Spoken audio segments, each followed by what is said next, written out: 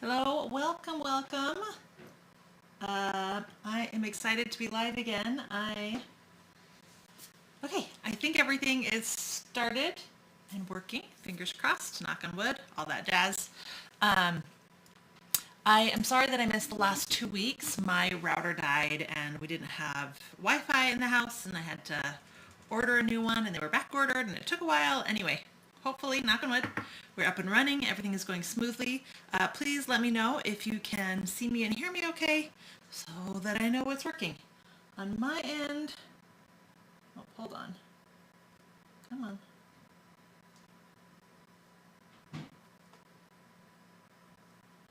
Okay. I think it's working now. Let me know if it is not for some reason. Let's see.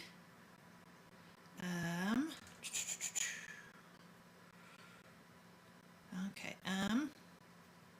Wrong thing. Trying to get to comments. There we go. Okay. I can now see comments, and we are ready to get started. Paige, thank you so much. Georgianne, hi. So glad that you made it. Stacy, good on YouTube. Thank you so much. I appreciate that. Margaret, hello. You can see and hear me. Yay. All right. Looks like both YouTube and Facebook are working. So we're going to get started. Yes. Sorry I missed the last 2 weeks. I still plan on doing a live cheesecake video, but because we're now in December and it's now in the holidays, I wanted to at least do a quick holiday treat. So we are going to make Kringles. Now, I grew up in the Pacific Northwest, and even though I've lived in 7 different states around the country, I've never made it like Northeast. And so, or what would that be, that direction for you guys? So I had never heard of Kringles, and over the last couple of years, through my hi Jacqueline, through my divorce, I have found myself watching a lot of happy, uplifting television. So I watch a lot of Hallmark movies, and in a bunch of the movies, they mentioned this thing called a Kringle. And as a baker, I am obsessed with anything that has to do with baking, especially holiday baking. And so I looked it up. A Danish pastry, great. I love pastries, sounds delicious. Almond is the classic flavor, fantastic. I love almond. And then somebody told me that they sold them at Trader Joe's. Local to me. So I didn't have to ship one and I was so excited. So I ran over, I bought like 6. I took some to my mom, I took some to my sisters, I took some to some friends. My kids and I ate some. And I'm like, this is going to be easy. I can do this. So finally, I am sharing my Kringle recipe. So yay, yay, yay, yay, yay. This actually comes from the O&H Kringle. Like, they make Kringles. They have over 20 different flavors of Kringles. They will ship them to you if you don't want to make it and you want to try one of their various flavors. They have a Kringle of the Month Club. Awesome. Not promoted, just I watched a lot of recipes. I just searched a ton of recipes. I looked at a lot of sites, and so mine is based off theirs. It is tweaked, but it's based off theirs. So let's get started. First thing we're going to do is make the dough. And because we're going to use milk to activate the yeast, and it's cold, I'm going to heat it up first. We want to get whatever liquid you're using to bloom your yeast to about 112 degrees Fahrenheit. That's warm enough to activate the yeast, but not so hot that it kills the yeast. Anywhere between 110 and 115 is going to be good. Oh, sorry, talking too fast. Can't breathe. So to our mixing bowl, we're going to add our yeast, and this is the sugar that we're going to add later to the recipe. So we're just going to sprinkle a little bit of this in here because sugar helps activate yeast as well. Paige, you love Hallmark movies too, and doing holiday baking, yay! Maya, hello, welcome, welcome. Glad you could join us. Margaret Sanzama, yes, right? I mean, it just doesn't get better. This is actually a variation of a puff pastry. There are a couple different kinds of puff pastries out there. Some are yeast-based and some are not. So when I was in Paris at the cooking school that I attended there while I was on vacation a couple years ago, we are way too hot. I let that go too long.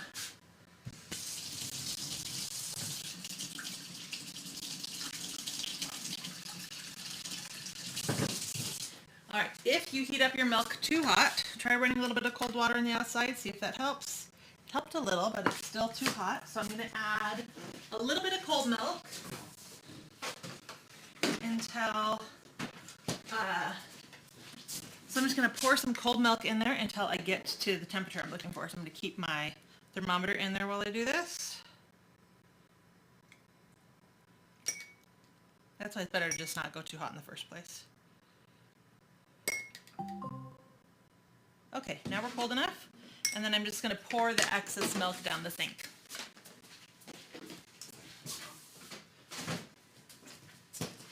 It's a waste, but it's better than waiting until it's cool enough to use.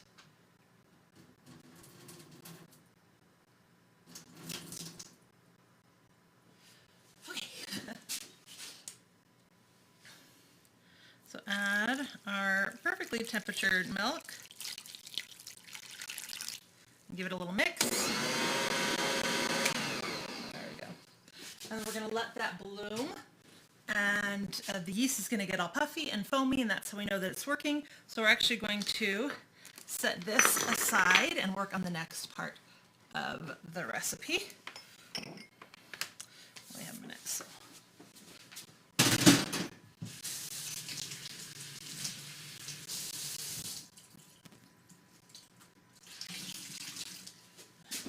Got distracted, and I forget what I was saying. I know I was in the middle of something that was important. Anyway, so remind me. So what we're going to do while we're waiting for the yeast to bloom is we're actually going to pound out the butter. So this is a puff pastry. It's a laminated dough. It's similar to croissants, except that you don't do as many folds, so there's not as many layers, so it doesn't get quite as big, so it's less layered.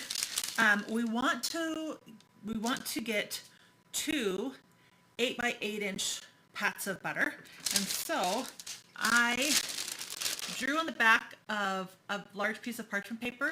This is an 8-inch square, this is an 8-inch square, so it's 8x16. Now I'm going to put that marker side down, right? Because we don't want the mark or the pen to get in our food. So marker side down, but I can still see through it.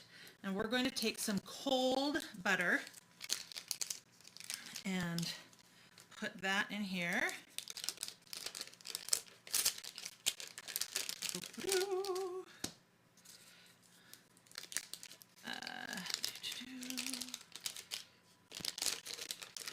All right, I just took this out of the fridge a little bit ago, so they are nice and chilled. I'm going to, okay, actually I took them out a little bit ago, so they're kind of soft, but this will still work.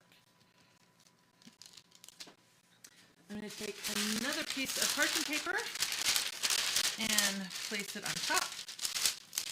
And I'm going to flip it over so I can see my marks. I'm going to take my rolling pin. This is the same thing that I do for croissants and my cronuts as well. And we're going to pound it. This is one of those things that works better when it's cold outside.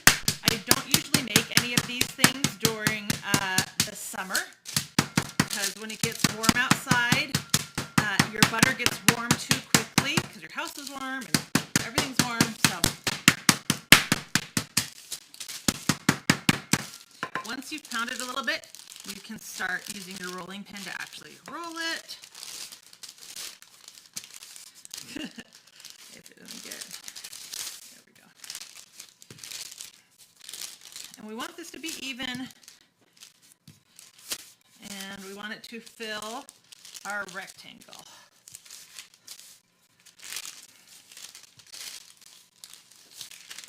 If your butter is too warm, like mine is quickly getting because of the lights in here, even though it's winter, the lights in here just warm up this kitchen so much that it can be a little difficult. Anyway, one of the great things about this is I'm going to peel off this sheet,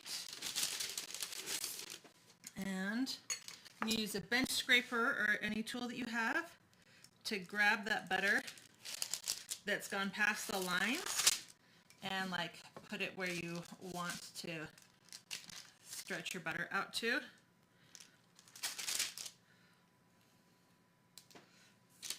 Like that. one of those things you can't really go wrong with. If you got a place where you rolled it a little too thin, like I did right here, just take some of that and put it there. Really want this as even as possible. There we go. And I'm actually going to take some of this and bring it over here because I was a little bit short over on this side.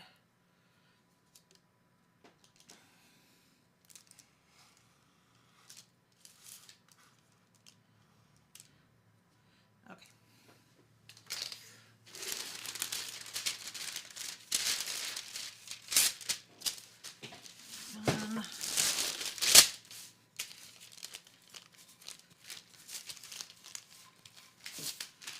And we're getting almost done.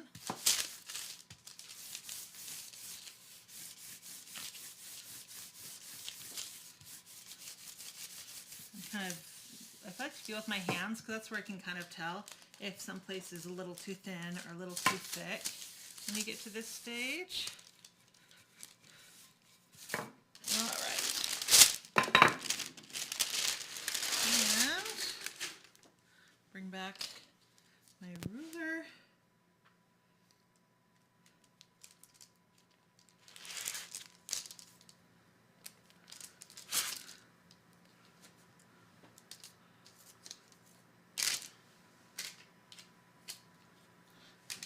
Fill in where I have a couple little gaps.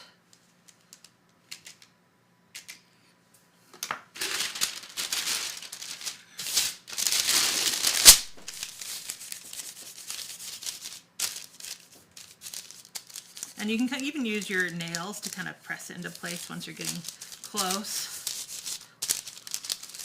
It doesn't have to be perfect, we just want it close.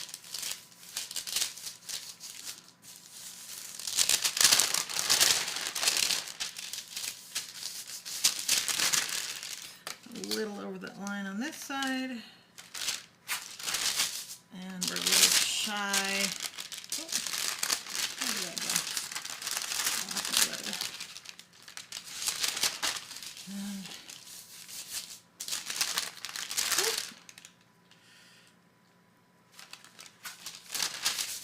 we're just a little bit short over here on this side. Doo-doo-doo. Doo-doo-doo-doo.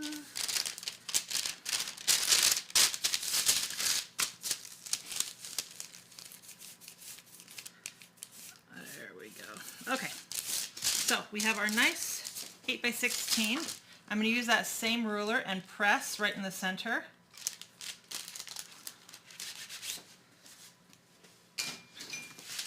Fold it in half. And I'm going to stick this in the fridge and it's going to firm up while we make the dough.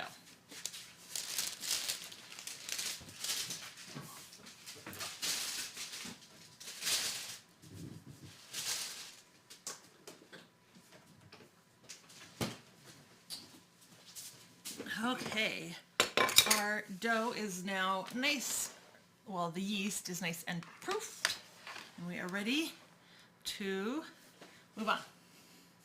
All right, so we're going to add the rest of the sugar. We're going to add some vanilla. Going to lightly beat an egg and egg yolk.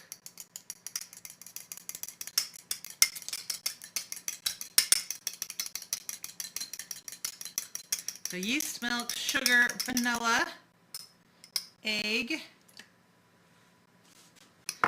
and a little bit of salt. And we're going to mix that together.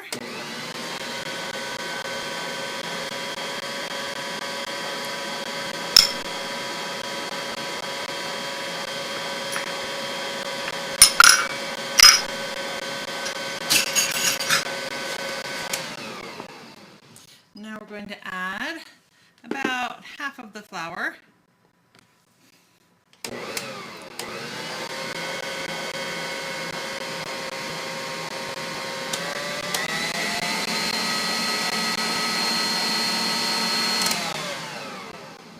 Add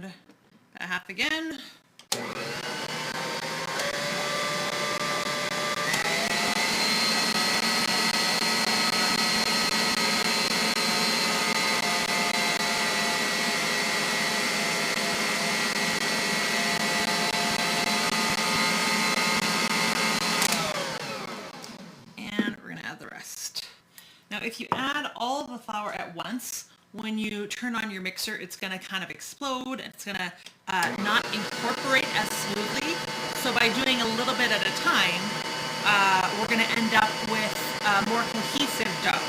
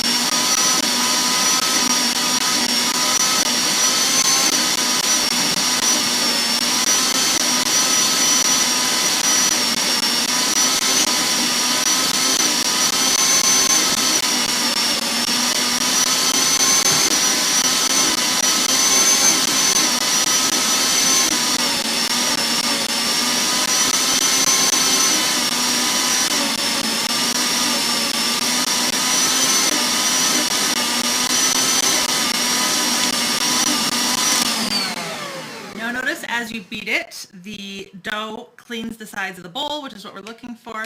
Now, right now, the dough is this is tougher than like a bread dough. A bread dough, I would have stopped adding flour a while ago.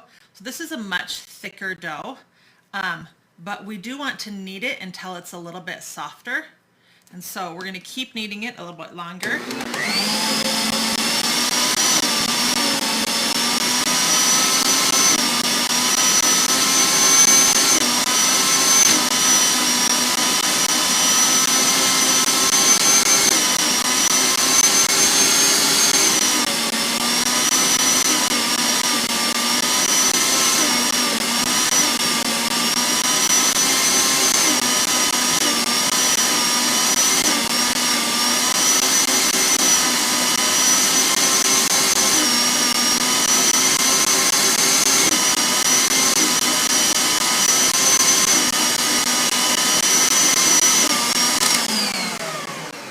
Normally I would keep kneading it until it's a little bit more pliable than this. Right now, as you can see, when I pull it apart, it rips really quickly. So I would normally, when I'm not doing a live video, I would knead this for probably about 5 more minutes and see how it goes. But we are going to move on because I have some other dough ready. So one of the things that I learned about when I was in Paris is something that we don't really do in America a lot with our doughs is we tend to just add a bunch of yeast till it rises the size that we want it, and then we make it usually that same day. We're really good, especially yeast and laminated doughs like this. It's going to be a lot better if you give yourself a couple days. I watched a lot of interviews with a lot of the Kringle bakers back in Michigan. And they all say that they do it the same way that I learned in Paris, and that is to give your dough a couple of days. So what we want to do is wrap this up in plastic wrap.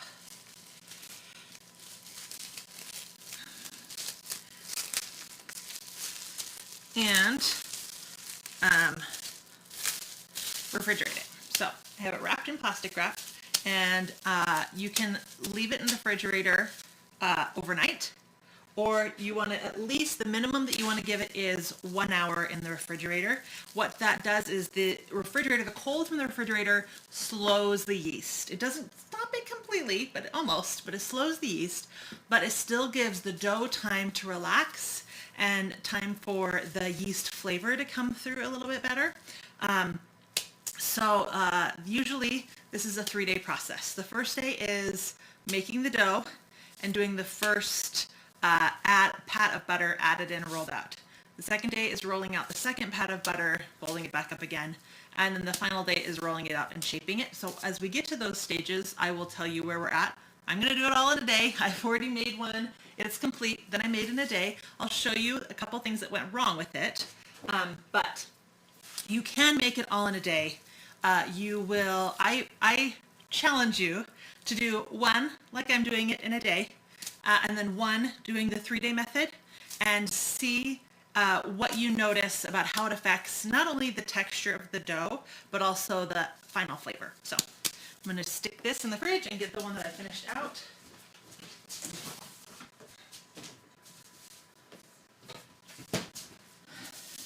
Now you'll notice this one looks smaller.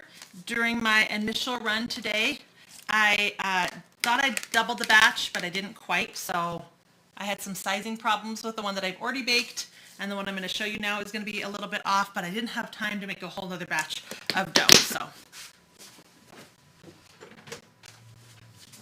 follow the ingredients that are in the description box versus, and you will be fine. So your dough should be about this much bigger, just a little bit bigger. Keep your plastic wrap. We're going to be reusing it a lot. So let's sprinkle some flour. So this has been chilling for a couple hours. And the first thing that we want to do is roll out an 8 by 12 inch rectangle. Now, because this dough has been in the fridge and it's chilled, it's going to be tougher to roll out, but there's a reason for that. We want the dough chilled. We're going to add butter to the layers, and it's going to create this dough, butter, dough, butter, dough, butter, dough, butter layer. And you want to keep your dough chilled so that the butter doesn't just incorporate in the dough, but it stays in layers. So the dough and the butter are going to be chilled. It's always going to be a little bit harder to roll out. And it's also a little more time consuming because you need to remember to keep chilling the dough butter before rolling it out. You can't just roll out, fold, roll out, fold, roll out, fold, roll out, fold all at once, because your butter will start spreading and squishing out and oohing and gooing. Trust me, I know this because the first time I made croissants, and probably the second, third time too, I was trying to rush it thinking, who needs that time? And butter got everywhere. And when I finally did my research and learned a little bit more and trained myself a little bit better, I realized just what we're trying to accomplish by chilling the dough and butter between. And it went from being a frustrating, tear your hair out, I'm never going to make these again, why did I bother experience, to this is wonderful. Now, it didn't take any more time, it didn't take any more time to make, because it's still rolling out, folding, rolling out, folding, rolling out, folding. It's just more spread out time. So it's not one of those things that you can make really quickly and have that night. You want to give yourself the time for the best final outcome. And that's another great thing about doing it in multiple stages, multiple days. You can put a little bit of time into it today, a little bit of time into it tomorrow, a little bit of time into the last day, and it doesn't have to totally encompass and consume your day, if that makes sense. All right. Now, the other thing that I will say is the first time you roll it out, it's more of an oval than a rectangle. But because of all the folding and rolling out that we'll be doing, it does get easier to get that rectangular shape over time. So we want, I think I said 8 by 12. We're there widthwise, and we're almost there lengthwise. So just a little bit more. And I highly recommend having a ruler, an easy to clean ruler in the kitchen. It's amazing how handy it comes in. This is not my normal kitchen one, but my normal kitchen one is missing. So I'm going to roll it out a little bit bigger because, as you'll notice, the dough tends to shrink.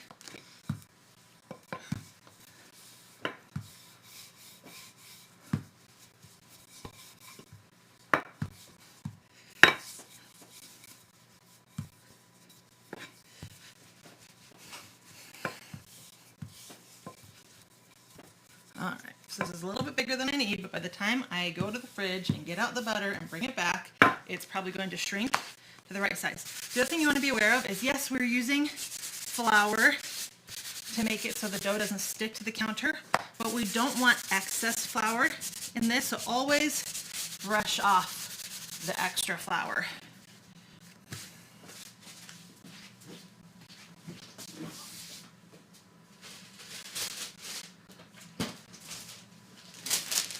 All right, so here's the butter we did earlier, and it's already nice and firm. Okay, it's not as firm as I would have liked. I should have maybe made it before we started the yeast, but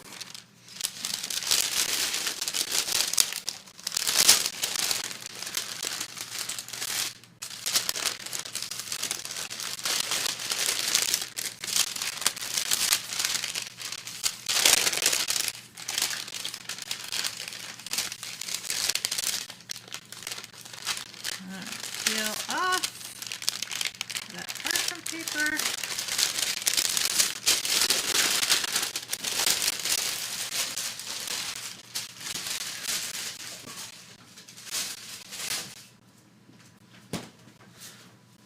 I put the other square back in the fridge. So what the recipe calls for is to put the butter over onto like this 1/3. Fold this into the middle. I'm going to try to square out these edges as much as I can. Push the butter too far this way. Now that I've squared those edges really nicely, we come back with these. All right, fold it in the halfway mark, square out those edges, fold it back. And we want that dough to cover the butter. So see how I'm kind of bringing the dough up and around, sealing it. So I'm sealing that butter in. Stretch that dough and seal. Don't seal. So you see we have 1, 2, 3 layers now. And by the end we're going to have 24. So seal this, and this is a good time to chill. Every time you refold, you want to chill in the fridge for about half an hour. I'm going to move on. I'm going to skip 2 of the chill periods for the sake of a live video. But what I would do is I would wrap this back up in the same plastic. I would put it in the fridge for about 30 minutes. You could also use the freezer for 10, but the freezer completely stops the yeast where the fridge just slows it really. And so while it will chill your dough and it will chill your butter so that you can roll it again safely, it doesn't give that relaxing break that the refrigerator gives it. So anyway, so freezer for 10 minutes, refrigerator for 30. I recommend the refrigerator if you have the time. Today we're going to use the freezer. All right, so come on. My figure is not wanting to make this cut. So I'm going to sprinkle down a little bit more flour. Again, I'm not trying to go into excess here, and I always like to brush off the excess. We just don't want it sticky. So instead of just rolling it out straight away, I'm actually going to pound it, and that helps spread the butter and the dough without the rolling process, because sometimes squish the butter, where pounding helps kind of bring the whole thing out versus getting that butter going and squishing at the edge.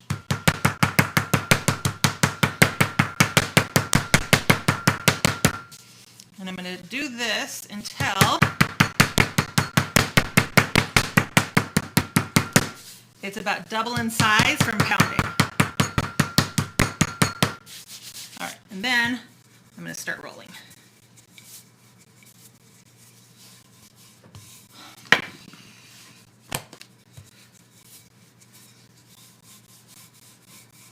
And again, we want to keep this as rectangular as possible. Now the butter's showing through just a little bit right here. Can you see that?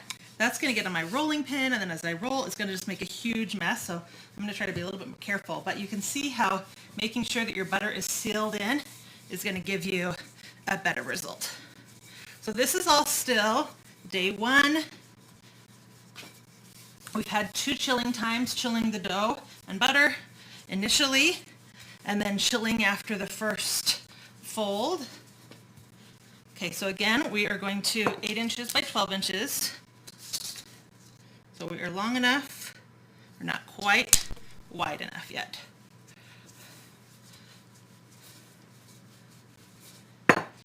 If your dough starts to stick on your counter as you're moving it around, just add a little bit more light layer of flour.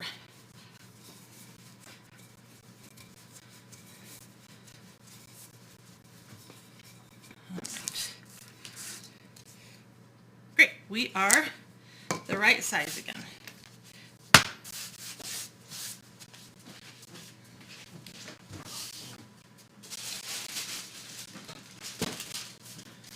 We're going to get our second piece of butter. You don't want to use your hands too much because they are warm and they will kind of heat things up a little bit faster. But sometimes there's nothing better than your hand.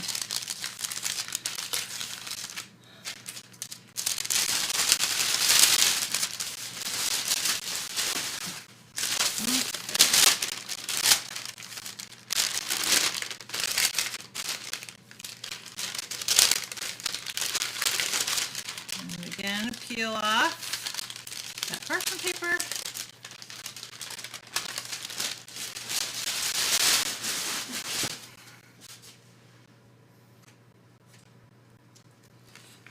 Again, we're going to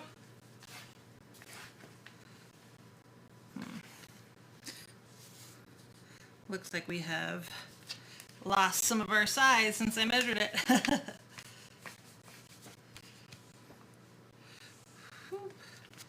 Try not to heat up this. All right, so stretch this a little bit into place. Fold this over. Ooh. I'll try to stretch my dough a little bit more. There we go. Okay. See how flexible this is?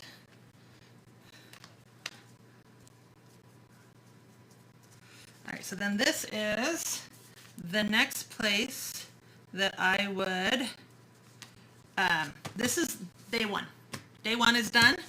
Wrap this back up, put it in your fridge, and pull it out the next day.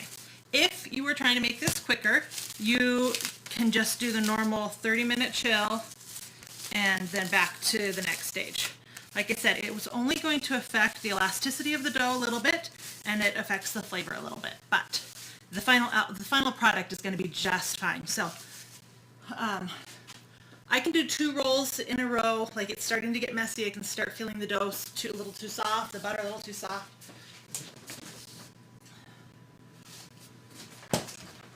Alexa, set timer for 10 minutes. 10 minutes, starting now. I cannot do three in a row outside of the fridge. So I'm going to put it in the freezer. We're going to do a quick 10-minute freeze, and while that is chilling, the dough and the butter, we want it to be nice and firm and cold, we're going to make the filling.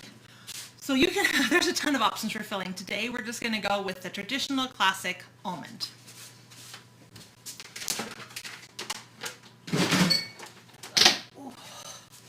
Bring beer back. And get out food processor.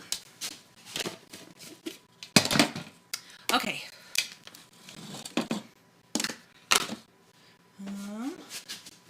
There's some egg got spilled from Vera, and she's looking a little messy.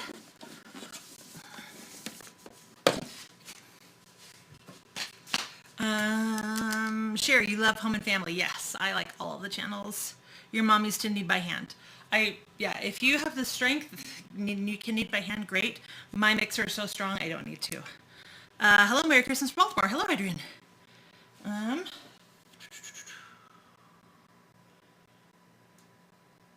Oops, wrong one. Okay, can you hear me? Barbara, looks good, thank you. Kay, you're glad you're back. Jacqueline, hi. Dinah, hi. Christine, you've had their Kringles. They're delicious. Yes. Jimmy, evening everyone. Hello, Darlene. Hi, Lydia from Nevada. Bosch Mixers. Hi, Carrie. Wendy, you need this mixer in your life.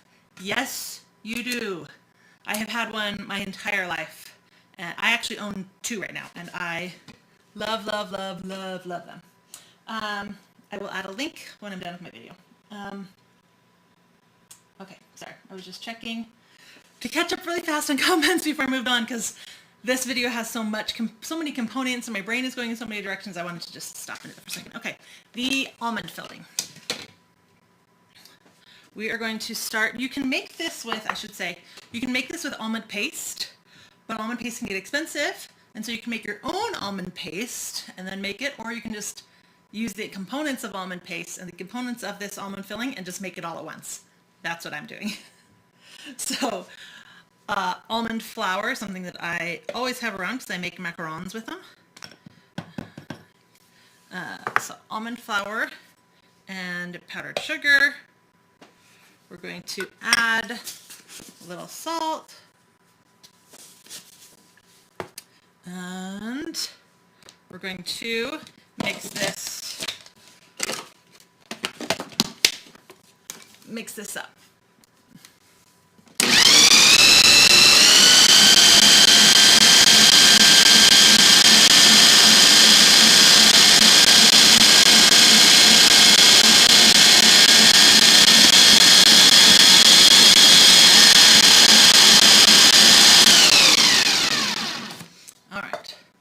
Our dry ingredients are mixed up. Now we're going to add our wet ingredients. I have 3 egg whites. I have some almond extract. And yes, I just eyeballed that. And then I have some butter.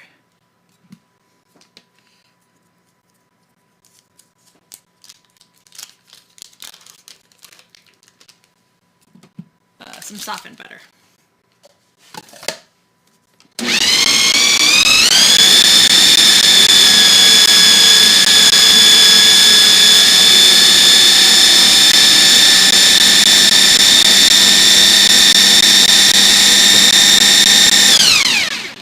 I'm going to scrape the sides. The only thing that I don't like about this is you can't take the lid off while it's on the stand. It dries. Only thing that bugs me about this. I love having this. Alright, so it's nice and thick. We're going to give it one more mix now that we have scraped the sides. You also can't put it back on without the lid in place too. It's a safety thing, which I appreciate, but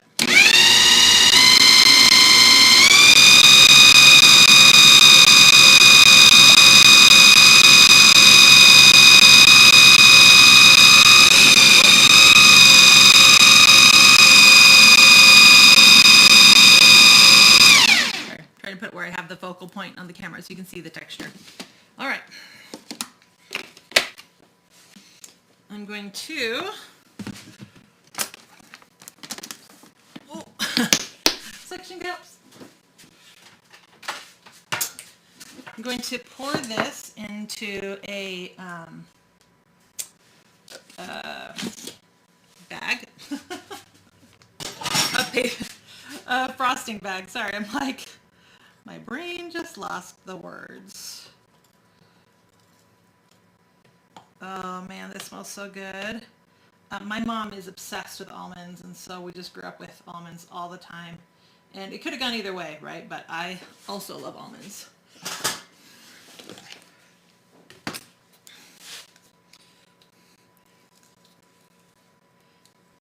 So if you have almond paste and you want to use that versus making your own, you'll just end up adding a little extra powdered sugar, only 1 egg white, and some butter.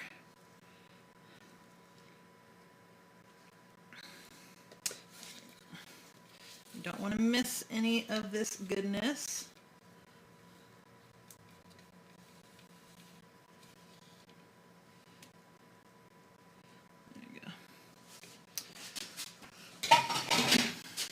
All right, and I'm just going to put this in the fridge until we're ready to use it. Oh, that tastes so good.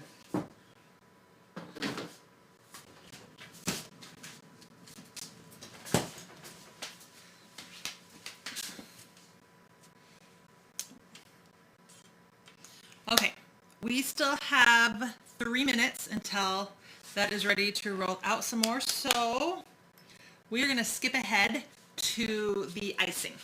So filling and icing.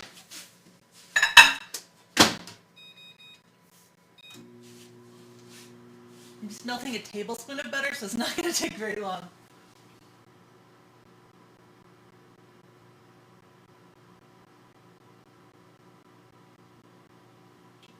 You can just make your icing with powdered sugar and milk, but I like, there it goes, and I looked away. I like to use a little bit of melted butter to give it just kind of a little extra flavor, and a little vanilla as well. I feel like just powdered sugar and milk by itself is pretty bland.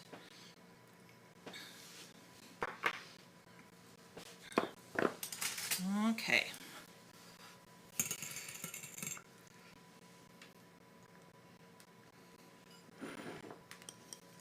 I'm gonna add,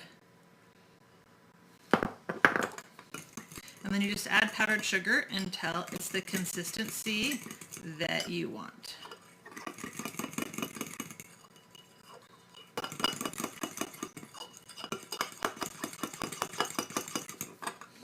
It'll seem a little chunky at first.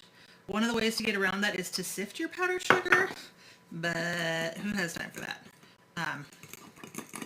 I just keep adding and then work on the clumps. Whisk will help with that too, once we get it a little bit further along. I feel like a fork's really nice at the beginning, and then I will use a whisk to get that last little bit of smoothing at the end.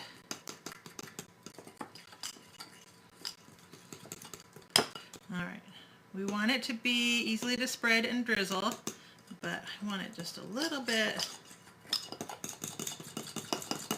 This is still just a little bit too drizzly for me.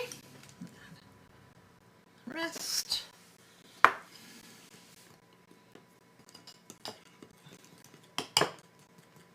Try not to make a huge mess with a powdered sugar cloud.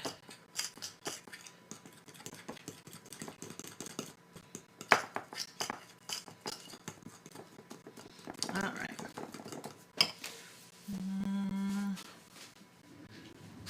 There is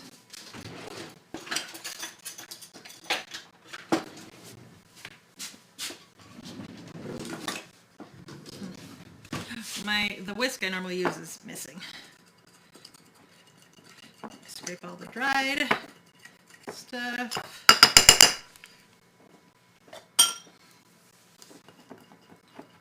Usually use one that's a little bit bigger than this. This is just a little bit tiny. Alexa, stop. Okay. How did you make the tamatoa cake look like that?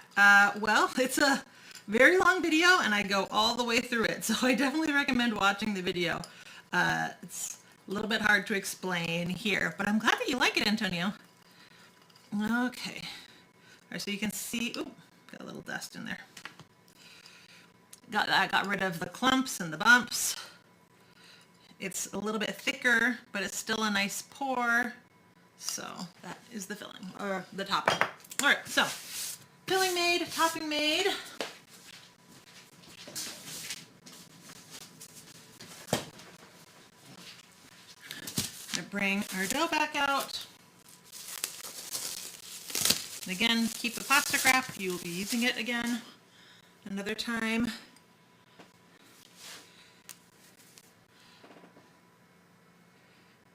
Another sprinkling of flour.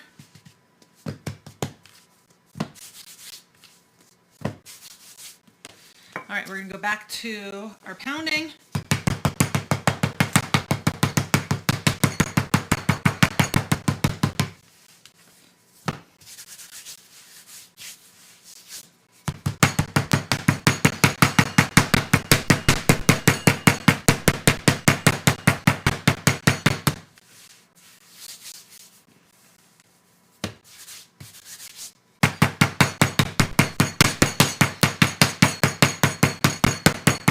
You'll notice I rotate a lot. That's because when you're pounding, you don't pound evenly necessarily.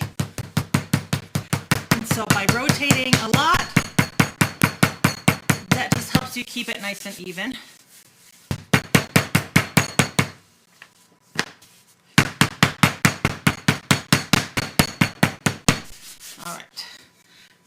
move on to the roll. One of the tricks for keeping square or rectangular is never to go all the way to the edge when you're rolling out. When you go all the way to the edge, you're going to tend to get that rounded side. So I'll kind of stick with the center area. Turn, rotate. So now you'll notice it's a little bit bowed and it's a little bit thicker here on the ends. That's fine, because then I'm going to go through here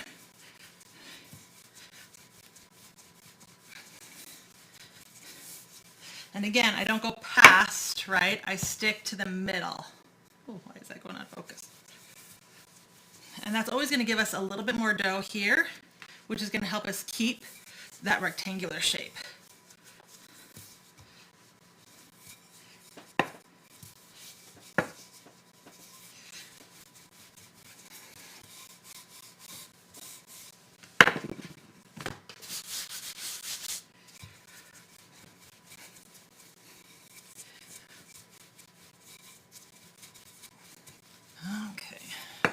Long enough. I'm going to need to go a little bit wider. Whew! This gives you quite the workout with this cold dough and butter. All right, so this time we're looking for about 8 by 16.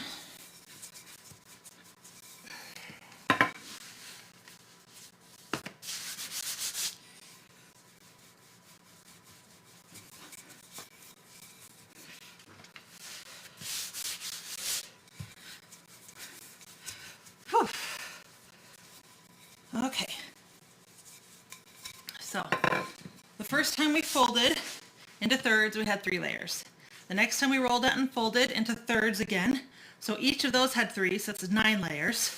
So right now we're at 9 layers. I'm going to really want to get all that flour out when you're rolling it, when you're folding it, because we want these to stick together, obviously. All right. Now we're going to fold it into thirds again.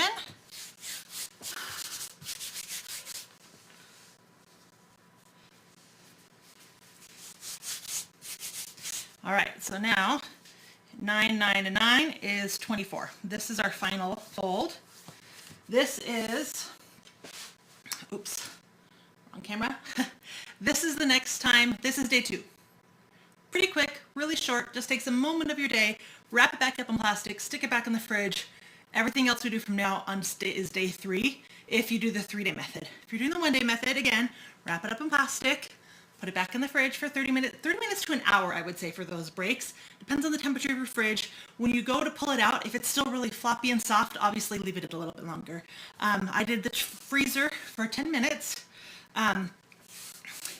And I would really like to do that again at this stage, but for the sake of time, and I've done everything else that I can do filling and topping wise, we are going to just move on. Okay, so for our final rollout, you have 2 options. You can cut this in half right now. The cool thing about cutting it in half right now is that you will see those 24 layers of dough with those layers of butter in between. It's a pretty cool thing to see. The negative to that is then you're giving yourself those 2 cut sides with all the butter that could squish out, especially when you're doing it more quickly version like we heard today, and you're not giving yourself all of those chill times. The butter is a lot softer, so we don't want to do that. So instead of cutting it into and rolling it out into 2 now, I'm going to roll it out and then I'm going to cut it into 2 after it's rolled out nice and thin. Okay, so we want to get it at least 24 inches long, and we're going to get it as wide as we can. Minimum of 6 inches. I feel like the 6 inch, when you fold it back up to make the shape of the Kringle, my word, my brain, it's too thin. The Kringle is a little bit narrower than I like. So I recommend rolling it out more than 6 inches for each, so that together, since we're not splitting it in half now, it's 12 inches minimum. I'm going to try to go for more like 18. So I'm going for 18 by 24, but because I'm not doing all those extra chills, it's going to be a little bit harder to roll out successfully. So we will see. That's the goal. Again, start with the pounding.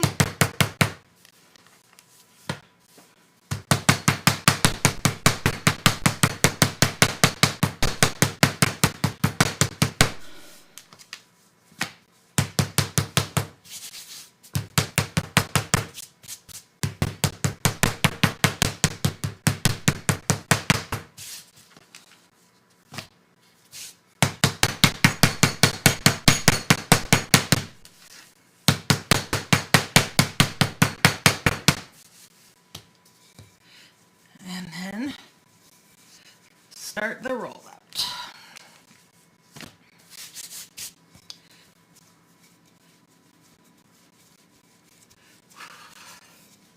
Sorry, this uses a lot of strength with this cold dough and cold butter. And it doesn't help that these lights are really hot. I am feeling a little flushed. All right, I want to talk about one of the tricks that I learned.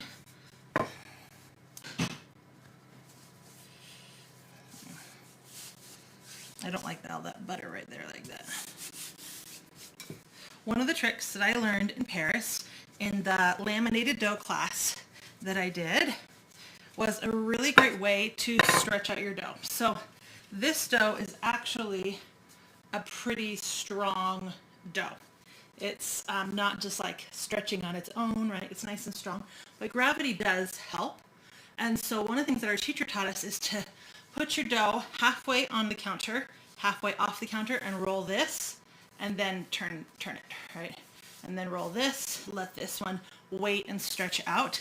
This dough is really stretchy and flexible, and so by doing it that way, that with that gravity helping, you're going to give yourself a better stretch to your dough. So I'm going to have to go really wide on the camera for you to be able to see what I'm doing, so ignore the mess that's usually not in frame. All right, so I'm hanging this half off.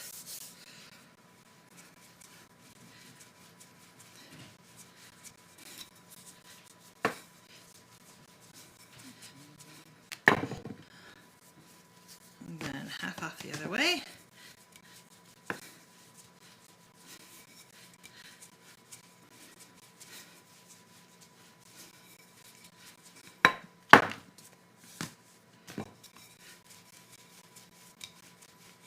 Again. You want to do this quickly too, because as this butter is getting warm, I didn't have the lights on when I was making it earlier today. It was much easier. I can feel the butter melting, getting soft already. The quicker you go, the better you're going to get a good rollout while the butter is still chilled, and it's not going to be squishing out everywhere. The warmer you let it get, the more difficult it is. And once that butter punches through, it's kind of over. There's not really a lot you can do to fix it. Like, see how I didn't get this end sealed really good, so we have all that butter popping through. All I can really do is put flour on it to try to keep it from being too sticky.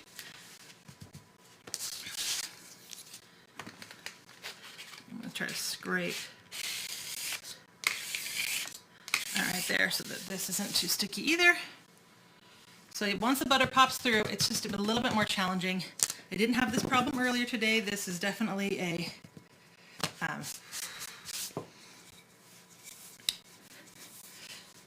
warm filming light problem. Hopefully none of you guys will have.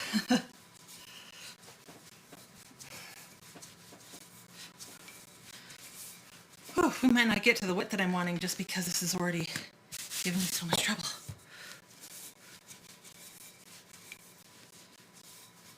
Those extra chill times in the fridge, oh no, I poked it with my finger, no. Also help the dough relax. So even though it's more chilled and firm, it's also more relaxed and stretchy.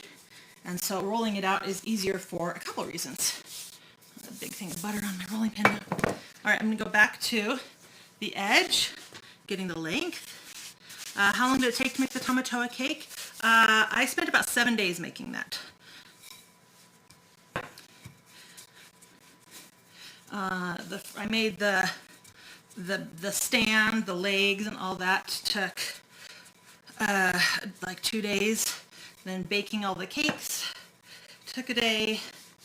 It was also the week of Thanksgiving, so I had a lot of other stuff going on. So I didn't go like straight through.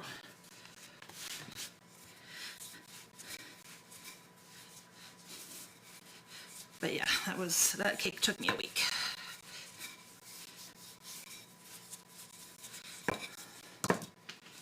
Okay, let's see how we're doing lengthwise.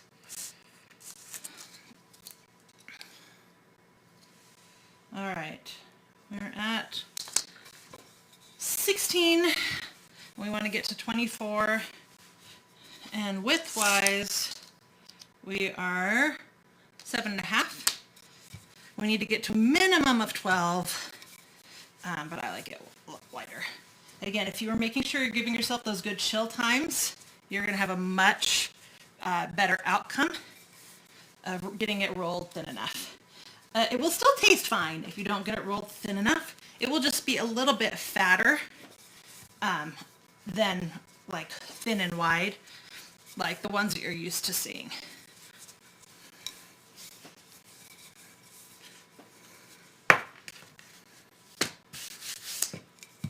Are there any other questions while I'm doing this? Because this is pretty much all I can do for the next couple of minutes.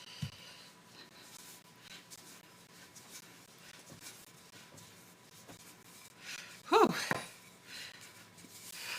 I forget how much the lights affect it because I was not this hot when I made it earlier, and two, the butter was not getting quite as soft as quickly earlier.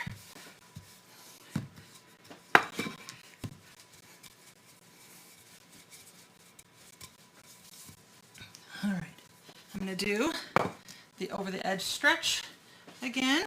Oh, first, the butter's starting to cause problems again. I'm going to keep any buttery section nice and dry.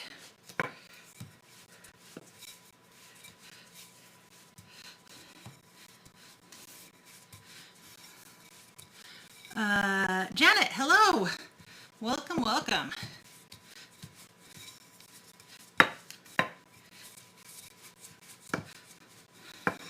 Okay, and flip. You can see that line where it was on the counter.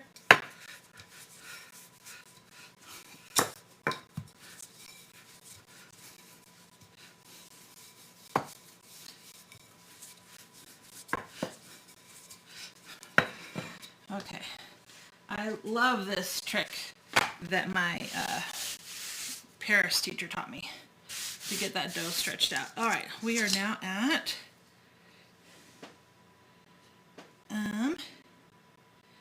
18 long, so we're getting closer that way. I know we're not even close to the right width, so I'm not even going to bother measuring.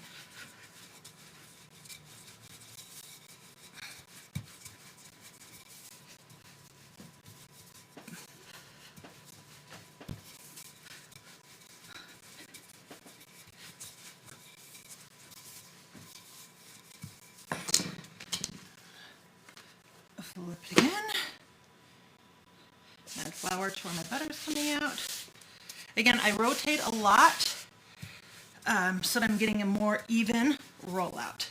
Because when I'm pushing over here on this side, the weight is very different than when I'm pulling this direction on the dough. So you want to make sure that you're rotating and moving your dough often for that reason.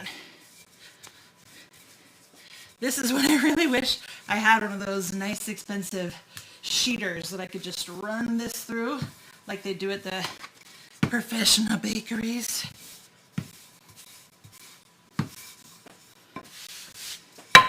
All right, let's see where we're at. All right, 19. And oh, we're almost at 12. We're getting closer.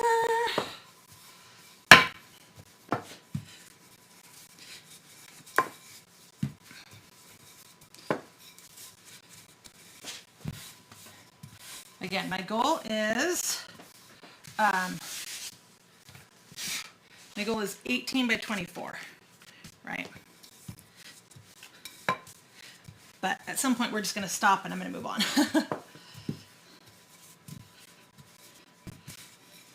Oh, I forgot, because this batch was also smaller, that makes a difference too. I might have to just stop here because I'm getting pretty thin.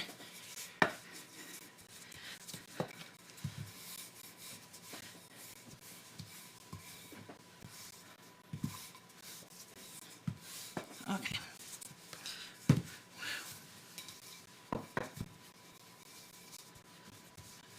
I forgot about that. The dough being smaller. I don't know. I don't think I can get my goal thickness with this. So we are just gonna, I think, have to stop here. So we're at 20, over 12. That's good. I'd like to get it just a little bit longer if possible. And do one more.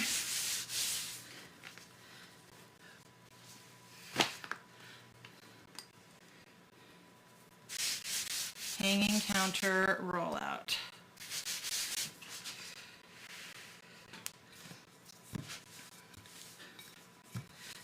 See if I can get just a little bit more length.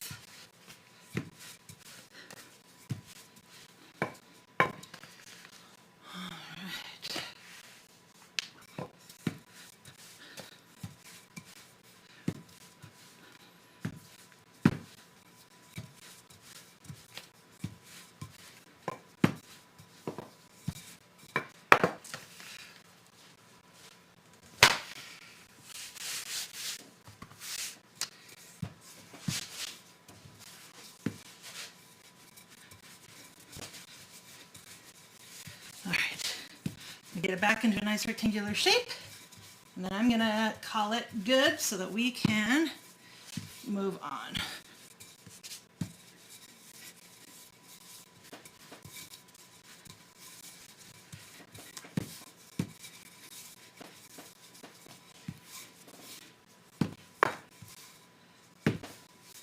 All right, let's see where we ended up.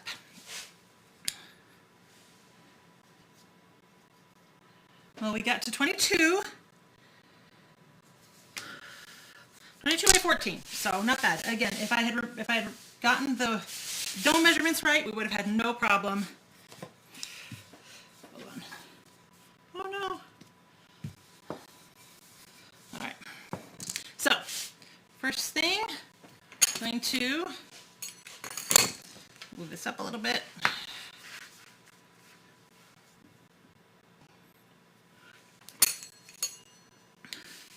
We're going to cut this in half.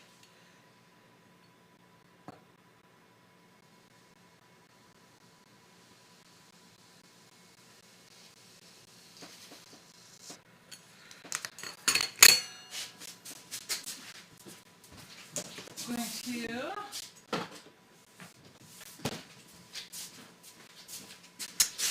get out our almond filling that we made earlier.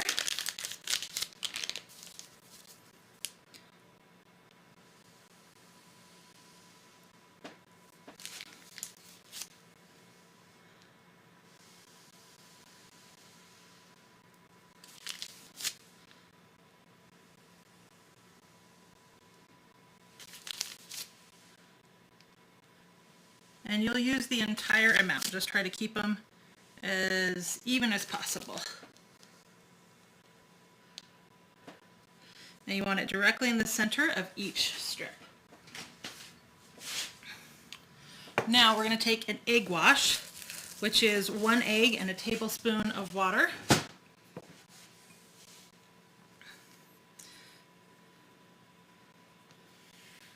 going to fold the cut half in first.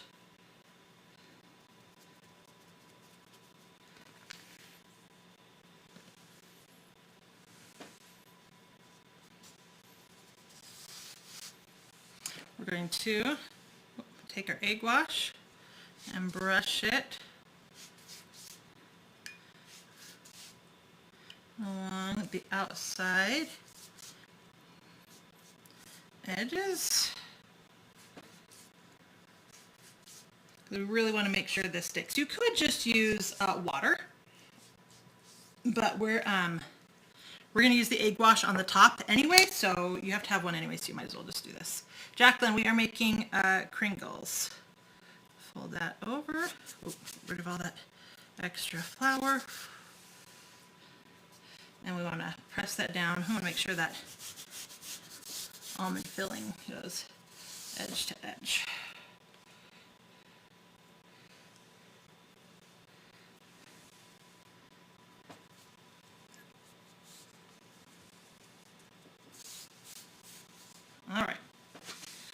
Now, I'm going to hold this by the ends and bring it over to the cookie sheet.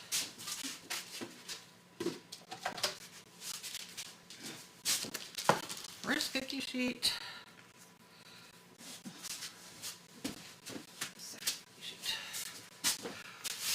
All right, so you can either put your two halves together and make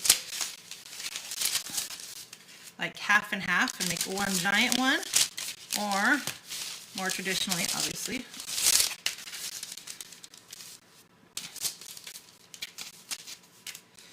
I'm gonna make one. Now, Kringle shapes used to be a pretzel, like this. You can see where those extra 4 inches would have come in handy. But for ease, they have switched to an oval shape. So I'm going to open up one of these and put just inside, like about half an inch, and wrap that back up closed. Use a little of this to glue it together.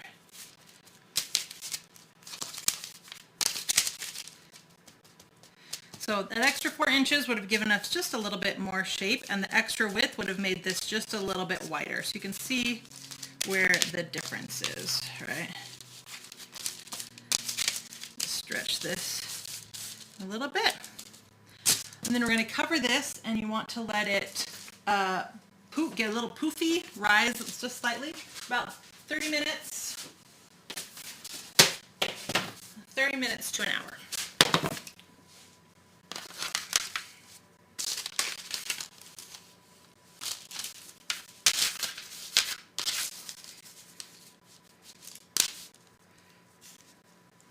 Open this one up.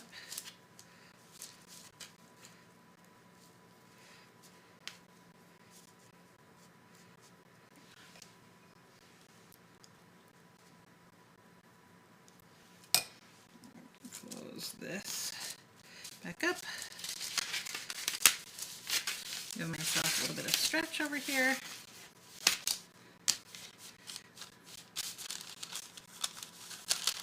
And you can have this seam at the side or at the top of your oval, right? The one at the top of the oval will be right there like that. So, whichever way you want.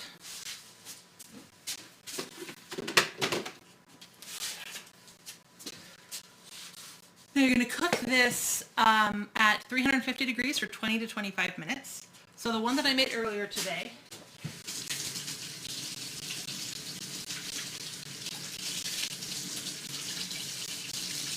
sorry, my hands are covered in flour.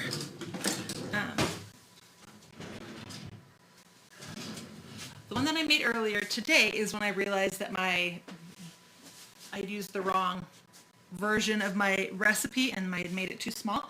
I ended up taking those two, instead of making 2 circles, I made one big one, as you can see. But notice I was trying to get them wider, and so I didn't overlap my dough enough, and it opened up. This is the almond filling right here. You can see where it opened up. So you definitely don't want to, I had originally overlapped it like this. And then when I saw how narrow it was, because I hadn't rolled it out as wide as I wanted to, I kind of reopened it up and made it more like this with just like a little inch overlap. And then when they baked in the oven, they opened up. So you want to make sure that you're really doing that full, 1/3, 1/3, 1/3, which is why instead of rolling it out to 6 inches, I recommend 9, because then you get a better width overall. But here we go. We're going to add our glaze.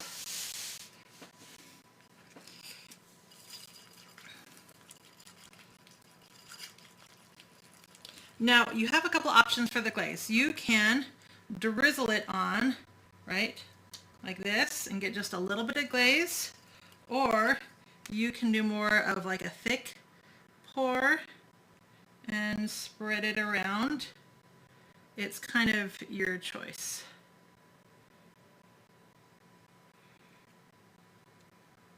Boop, boop.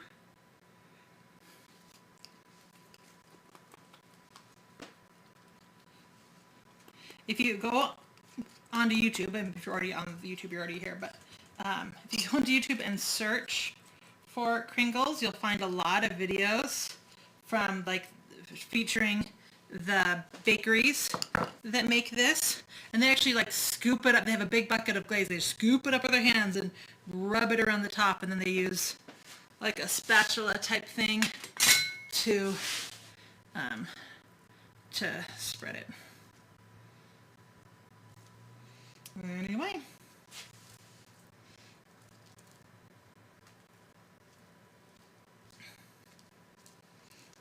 There we go. All right,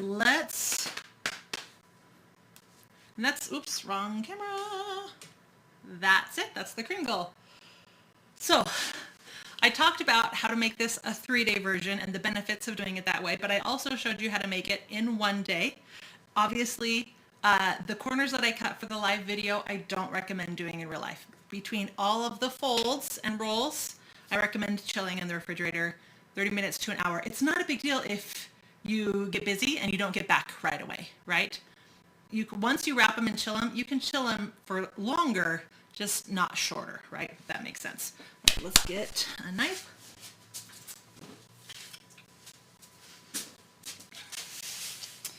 And I'm going to cut where it stayed overlapped so we can get a better like window into this. Oh, don't forget, before you put it in the oven, to do the egg wash on top. That's what gives it that nice golden shine. Okay. Oh, here we go. We have all of those flaky layers of the dough, and you have that cooked almond filling that we did. Now on the bottom, it's only going to be half the thickness as the top because of that layering, right? That's okay. Oh, look at those layers. So good.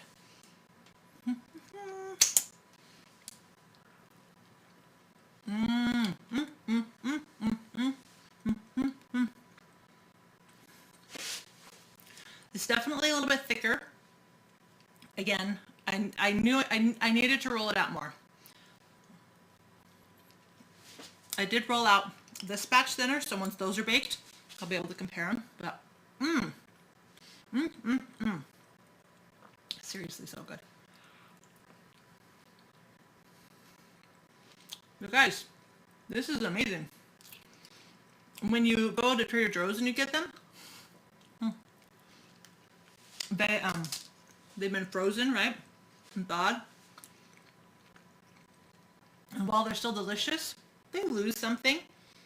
Obviously, if you're anywhere near Wisconsin, you can go to the bakeries and you can buy all the crazy fun flavors that they have and give them a try. You're going to get that fresh pastry and it's going to be so much better.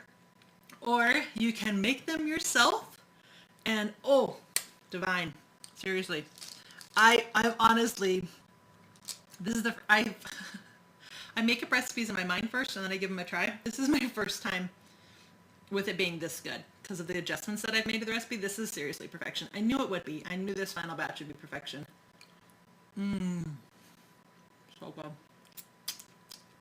My last one was close, but not perfect. This is perfect. Perfect. Okay. I'm going to keep eating, obviously. Sally, hello. Georgianne. Okay. I'm going to catch up with comments next week before I catch up with comments.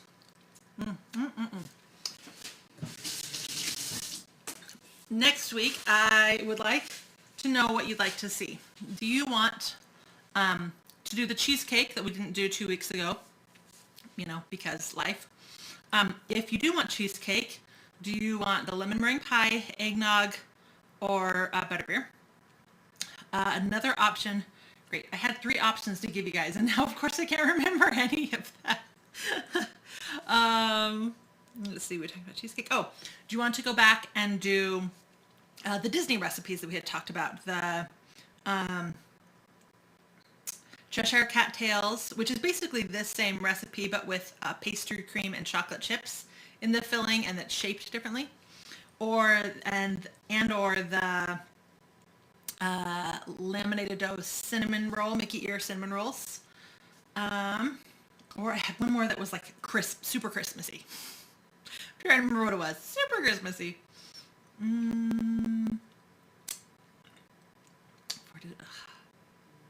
Seriously. Like, I was just talking to my friends about this. Anyway, or would you like something super Christmassy? And I will remember what it is and do that. Oh, I remember. Brunch. Christmas brunch. Would you like something that's a Christmas brunch recipe? Either my eggnog French toast with eggnog syrup, or my my Belgian Liege waffles, the ones with the sugar crystals inside, you know, the thick dough, and all my tips and tricks for Liege waffles. Those are the two things that I make for Christmas breakfast. Not at the same year. I alternate.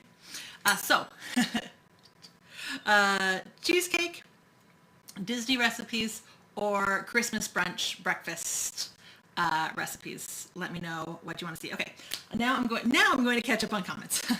Georgianne, I never realized it took all of these steps to make a Kringle. Yes. The next time you will, you appreciate the baker all the more. Well, and now the smaller bakeries still do it like I just did, still do it by hand. The bigger bakeries and manufacturing, like the ones that ship to Trader Joe's, they're a plant. And so they have all these amazing, awesome machines that do the rolling out, that do the filling, that do the folding. It's a little bit faster for them. They're also making it in massive batches, right? But yes, they still do the 3-day process, right? Even at the Kringle factory. The first day, make the dough, chill it, roll it out, butterfold, chill. The next day, you know, it goes to the next team who does roll out, fold. And then the next day, it goes to the final team that does the roll out, filling, shape, right? The Kringle order looks amazing. Thank you so much, Paige. The butterbeer cheesecake. You love butterbeer and Harry Potter. It is really good. Sally Liege waffles. Ron, you don't know why you're here. That is an existential question that I probably can't answer for you. Liege waffles sound great. They really are good. Okay, sorry. Oh, on my phone, I need to find a better way to read comments because this doesn't work out. Let's see. Christy, hello from Virginia. Hi. April, hello from Michigan. Over in the Kringle area-ish. It's a baby? I'm not quite sure what that means. You hate Kringles? Mary, that's so sad. Looks delicious. You like Danish. You turn it closer to the ends. Oh, you tuned in closer to the end. Gotcha. No big deal. This will stay on my page. You can always go back and watch them. Christmas brunch. Okay. I think I'm all caught up with questions. If there's something that I didn't answer during the video, please let me know and I will make sure to come in later and answer. But yeah, thanks again for joining me. Again, sorry I missed the last couple of weeks, but now that I have a new super fast router, hopefully that will fix some of the issues that we were having previously. So yay for that. Let me know if you guys make the Kringles. Don't forget, if you ever share anything on social media, make sure to tag me, Ashlee Marie Cakes, and I will share images of what you made on my Instagram stories. So thank you for joining me. I will see you guys next week, Tuesdays, 6:30 Eastern, 3:30 Pacific, and all right, I don't see any extra questions coming in, so I'm going to say good night. And I'm going to eat the rest of this ginormous Kringle for my dinner. So anyway, thanks for joining me. Have a nice night. And seriously? It's not ending. Oh, there we go. Okay.